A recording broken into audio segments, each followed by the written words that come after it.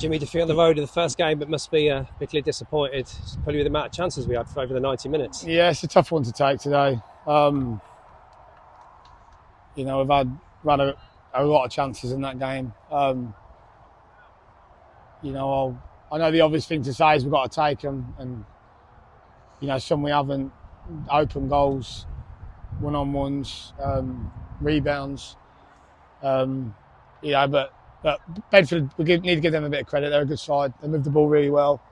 I think for the main part, it felt like we had decent control of the game. You know, what I will say for them is when they got into the penalty area, you know, they looked clinical. You know, they picked out players and they finished well. Good start as well. Like you say, it's one-on-one with Jack, who was unlucky not to score, and he obviously got his goal. And I suppose conceding virtually the last kick of the first half was a bit of a killer of a blow. I think that was the key moment in the game. We're feeling what we should have gone in 2-3-0 up. And then there was a 50-50 decision with the referee on a free kick. Cissé's nicked it, ran into them. Whose free kick is it? I don't think the ref was very good today, but I wouldn't cite that moment. You know, I could see why he'd give that either way. But at that point, they're playing a quick restart all game. You know, you've got 2 minutes, got to just manage the game and get us in.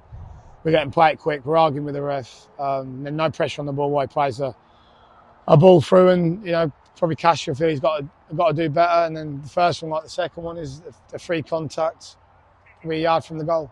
Yeah, like you say, it's the chances we're kind of focusing on, and there's some pretty clear-cut chances there that you probably would have expected to hit the back net. We put that down to early season and being a bit too keen and eager. No, I think they just got to score. Really, I don't care if it's the last game, the first game. You haven't played for 3 months.